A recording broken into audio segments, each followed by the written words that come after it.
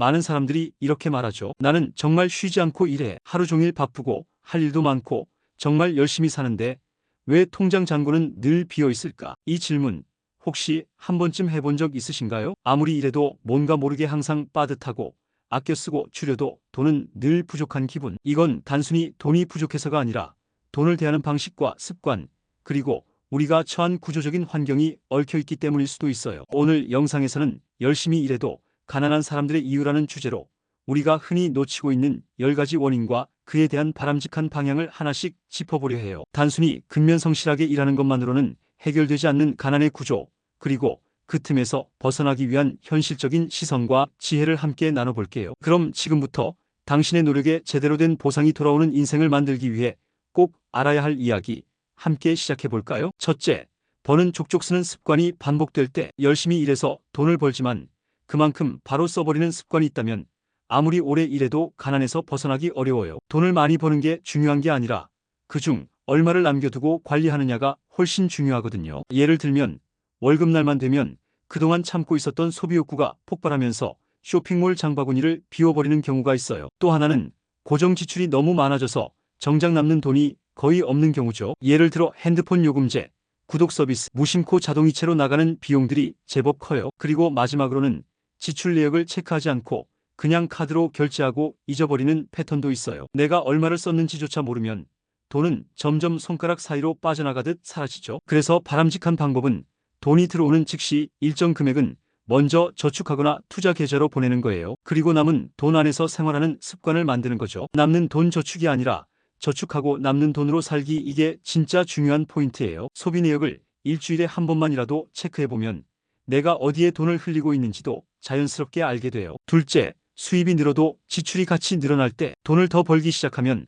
당연히 삶이 여유로워질 거라고 생각하죠. 그런데 이상하게도 월급이 오르면 오를수록 돈이 더 부족해졌다고 느껴지는 경우가 꽤 많아요. 그건 소득이 늘면 지출도 함께 늘어난다는 소비 확장의 법칙이 작용하고 있기 때문이에요. 예를 들어 승진하면서 월급이 오르자마자 자동차를 바꾸고 생활 수준을 확 올려버리는 경우가 있어요. 또 하나는 월급이 올랐다는 안도감에 식사나 여가 소비가 무심코 늘어나는 패턴이에요. 전에는 망설였던 외식이나 명품 소비도 이 정도는 괜찮지 하며 슬쩍 들어오는 거죠. 그리고 마지막으로는 새로운 수입원이 생기면 기존의 빚을 갚기보단 또 다른 소비 계획을 먼저 세우는 경우도 있어요. 이러면 실제로는 수입이 늘어도 자산은 그대로이거나 오히려 줄어드는 일이 생겨요. 그래서 바람직한 방법은 수입이 늘었을 때 삶의 질을 바로 끌어올리기보다는 그 돈 중 일정 비율은 반드시 자산으로 전환하는 원칙을 세우는 거예요. 예를 들어 월급이 10%만 올라도 그중 절반은 무조건 저축이나 투자로 보내는 식으로요. 그렇게 하면 수입이 늘어나는 만큼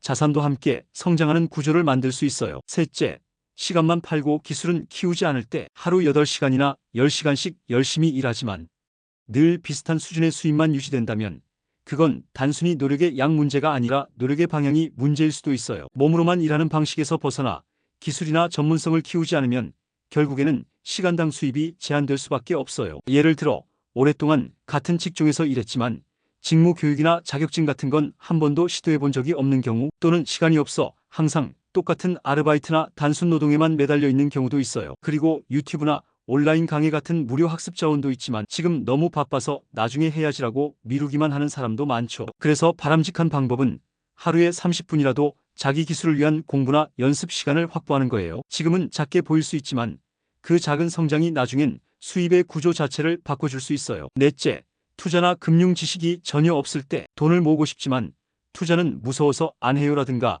나는 숫자에 약해서 그냥 저축만 해요라는 말 많이 하죠. 그런데 이런 태도는 우리를 가난해서 더 오래 머물게 만들 수 있어요. 돈을 벌 줄만 알고 불릴 줄은 모른다면 결국 계속 일만 하게 되거든요. 예를 들어 은행 예금에만 전 재산을 묻어두고 인플레이션으로 실질 자산이 줄어드는 경우, 또는 주변에서 추천하는 금융상품을 제대로 이해하지 않고 가입해서 손해를 보는 경우도 있어요. 심지어는 사기를 당하는 경우도 있어요. 또 금융 관련 뉴스나 정보는 무조건 어렵게 느껴져서 아예 피하는 사람들도 많아요. 그래서 바람직한 방법은 아주 기본적인 금융 지식부터 차근차근 익히는 거예요. 책, 유튜브, 블로그 등 무료 정보도 많고 요즘은 쉬운 설명을 해주는 콘텐츠도 많아요. 소액부터 투자해보면서 감을 잡는 것도 좋은 방법이고요. 결국 나를 지키는 힘은 금융 문해력에서 시작돼요. 다섯째, 인간관계에서 오는 비용을 통제하지 못할 때 사람들과 어울리는 건 좋지만 그게 항상 과한 지출로 이어진다면 삶은 늘 빠듯할 수밖에 없어요. 특히 체면이나 관계 유지라는 이유로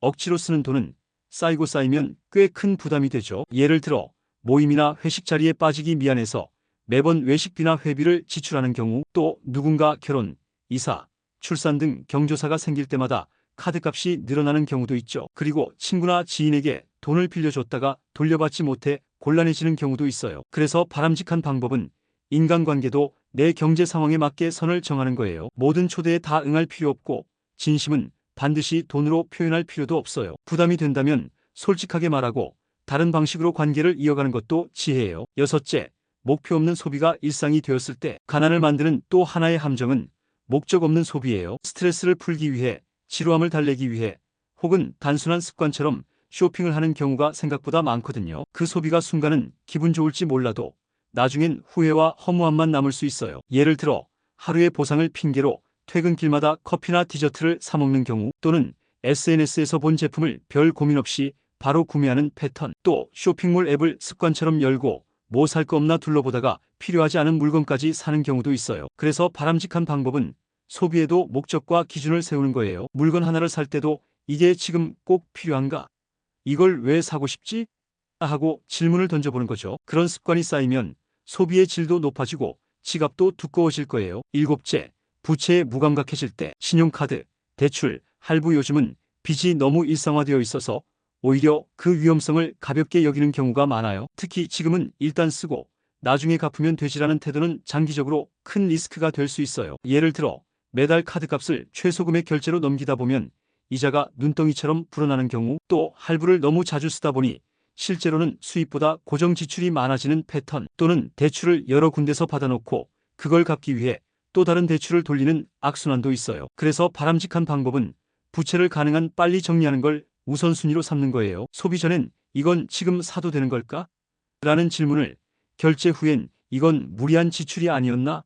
하는 점검을 꼭 해보는 거예요. 그리고 할부나 대출 없이 살아보는 시도를 조금씩 해보는 것도 정말 좋은 연습이에요. 여덟째, 현재만 생각하고 미래를 준비하지 않을 때. 오늘이 중요하죠. 하지만 내일을 생각하지 않고 오늘만 소비하면 결국 미래의 내가 지금의 나를 원망하게 될 수도 있어요. 특히 나이 들수록 예전엔 잘 벌었는데 지금은 남은 게 없다는 말 정말 많이 들려요. 예를 들어 소득이 괜찮았을 땐 별 고민 없이 소비하다가 퇴직 후엔 수입이 줄어들면서 갑자기 생활이 어려워지는 경우, 또 노후 준비는 나중에 할 거라 미루다가 이미 너무 늦은 시점이 되어버리는 경우도 있어요. 그리고 건강보험, 연금, 세금 같은 기초적인 미래 준비조차 하지 않은 채 살아가는 분들도 많죠. 그래서 바람직한 방법은 지금 수입 중 일부를 미래를 위한 항목으로 자동 분리해 두는 거예요. 연금저축이나 국민연금도 잘 챙기고 개인적인 노후 자금도 천천히 쌓아가야 해요. 지금의 작은 준비가 나중엔 나를 구해줄 큰 자산이 될 수 있어요. 아홉째, 돈을 벌기만 하고